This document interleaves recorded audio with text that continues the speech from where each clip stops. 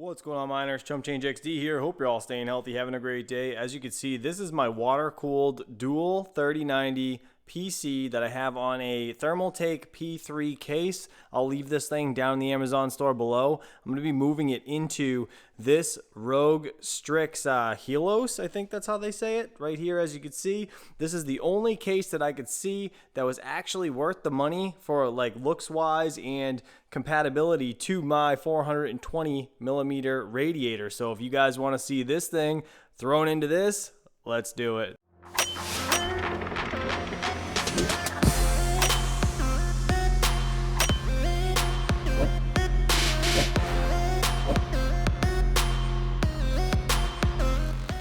Alright, so obviously there's a crazy reflection on this case, so I'm going to take the front glass off. The nice thing about this is you can push this button and it pops the glass forward. Then the glass just literally lifts right out, and that's it. Done and done. So this is a very, very good quality case, in my opinion. I'm just going to put that glass right there for the time being. So now we can access everything. There is also another piece of glass on the opposite side where we could hit that same button on the back and pop the other side off as well. So I need to get obviously everything stripped down out of this guy, and I want to get this thing drained down. So now when it comes to water cooled PCs, you guys need to do maintenance on these things every like couple months or so. You want to drain the water and refill it. Now inside here I used some EK cryo fuel that was like the Mystic Fog one. I have some clear stuff right here, so you can either buy this or you can just use distilled water. I think this works a little better when it comes to ripping out impurities and stuff, but distilled water, as you can see right here, works just fine. What I'm going to do though is drain everything out of that system. I'm going to fill it with distilled water to flush it out, and then I'm going to refill it with the cryo fuel. I think that's the best thing to do. I'm not sure, never done this before, any maintenance on a water-cooled PC, so that's my plan. So the reason I really wanted to start cleaning this was looking inside at the CPU water block. I noticed that there's a little scaling inside there, and it's very hard to see, but I don't know if you can kind of tell right there on the edges. I'll put an arrow on the screen. But it's yeah, it's not bad, it's minimal, and I don't want that to happen to my GPUs. So inside these water blocks there's like oil and stuff, I guess, and that can cause that to start happening if you don't flush it out every so often. So I'm just gonna clean it up. I want to make sure everything's good. I'm gonna leave the motherboard in the water block intact, but I am gonna flush it with distilled water like I just said. So let's get this thing pulled to the front of the table. And also, this is another main reason I'm changing this case. This drove me nuts. This water ball valve right here on the bottom of the radiator, I have to put this PC on something. I can't just have it on a desk because that is lower than the foot, and it's a pain in the ass. So we're going to drain this thing right now and get that ball valve off after we flush the system.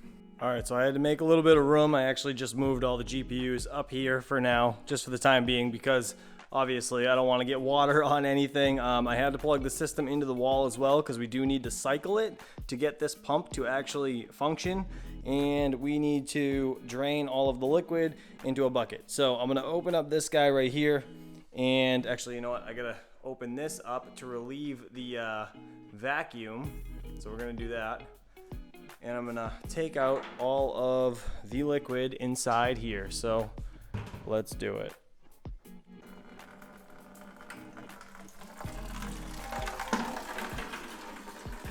Yeah, definitely can't hold that the whole time.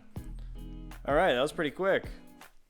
All right, so I just went and grabbed a 24-pin jumper cap because we're gonna unplug the PSU motherboard wire and jump it without powering the motherboard, so we could just cycle this pump so it acts like it's on, if that makes sense. So I need to remove that. All right, so now that's unplugged. I'm going to also unplug these cables that were custom made for me by the veteran miner. Thank you so much to him for making these. He's actually going to be coming out with some sweet new cables real soon with GPUrisers.com. So you guys can go check out the nice new white cables that are custom made from him. Now, I just did that for safety precaution. Want to make sure none of this gets powered up. So now what I need to do is fill this guy up with some distilled water. We're going to just flush the system, I guess, just to, you know, get the old cryo fuel stuff out, and then we will go from there and cycle it with distilled water. All right, so the ball valve's off. What we do is fill this reservoir up. Then we're gonna turn on the PSU to cycle the unit, and it will more or less flush it with the distilled water. So here we go, just turned it on.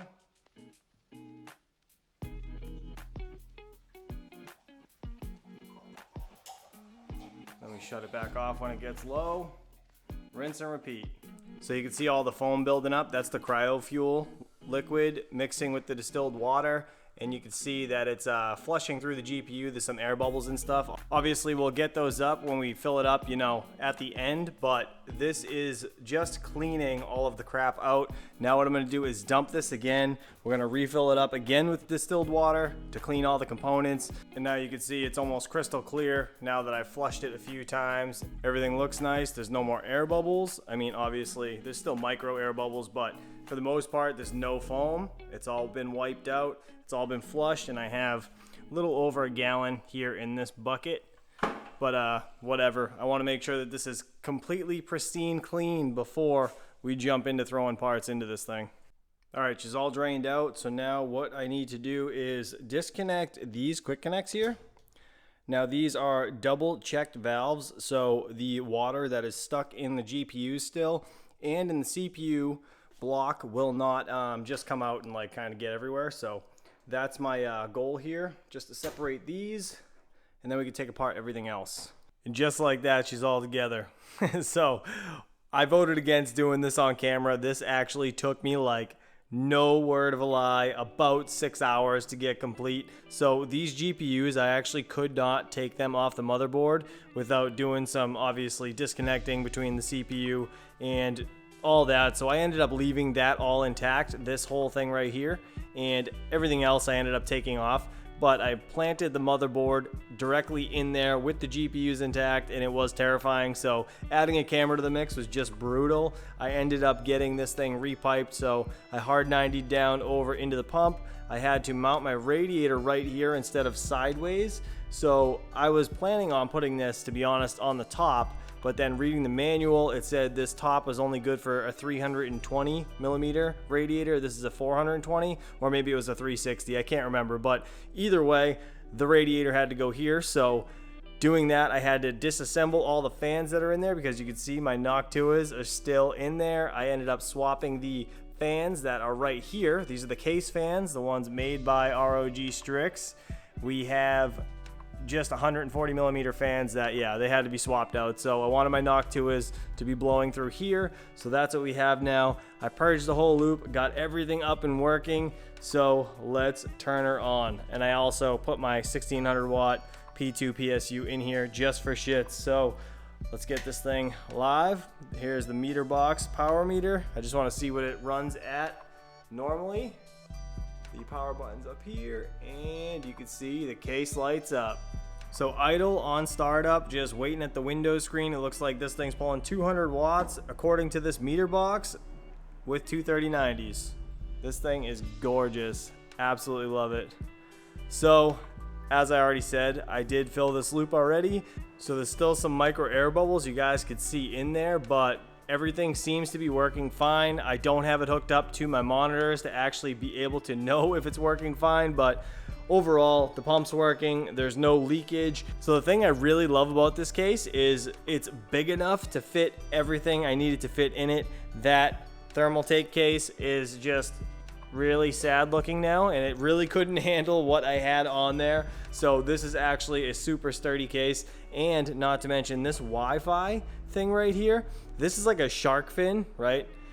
It actually fits perfect right here, holds back this hose going up to the radiator. I am super excited about that, and I actually ran the wire back. It popped it through the corner right here of the GPU, so it fits right up in. Previously, I used to have it on top, and it's just a huge pain in the ass. I mean, you want the Bluetooth feature and all that, but having that actually on top of your PC is just a pain. So now this can fit in the glass. I have my remote here. I can actually just do some double-sided tape, stick it right to the radiator, and then obviously I can shut off the RGB as I please. The only thing I noticed that really sucks for me, this water block, this half of it, the front block, RGB doesn't work. So I don't know what happened. I ended up going in the backside, checking the wires. It's dead. I don't know if it's something to do with the actual RGB strip inside the end of this water block or what, but it just doesn't work. I tested it on a port that is working with one of these other LEDs, and unfortunately I can't get it to go, so I'm gonna live without it either way. I usually shut it off, to be honest. Most of the time I have it off because there's no sense of having it on. But yeah, I mean, it looks cool, whatever. RGB's nice. This is a cool remote. I can change pretty much everything with it, so that's kind of cool. Could do some lightning effects. The other thing I'm super pumped about using is these 180-degree fittings right here that actually turn the VGA cable literally on top, shooting out the back instead of having a wire out the front here. It just makes it look so much cleaner when you're looking straight at it. So I'll put these things in the Amazon store. If anybody's interested in getting them, feel free to go check them out. I mean, as far as I know, they're working good. We're going to get in the PC, obviously, and double check to make sure power is going to all the pins. But, I mean, I would assume it's working fine. Now, I need to get the front glass on. I just want to see what it looks like real quick. And that's all she wrote. She's completely encased. I friggin' love this case. I love how easy the glass is to pop off and snap in. It's just incredible. So guys, I'll put this case in the Amazon store too. If you guys are interested in it, feel free. But this is the only case I could find personally that I liked for fitting a 420mm radiator. Now, I appreciate you guys for watching. I know it was kind of a slow video, but if you guys haven't seen how to build a water-cooled PC, please go check out my other video in that P3 thermal tank. I will leave a link above. But until next time, guys, I appreciate you all for watching. Please stay safe, and I'll see you guys real soon. Peace out.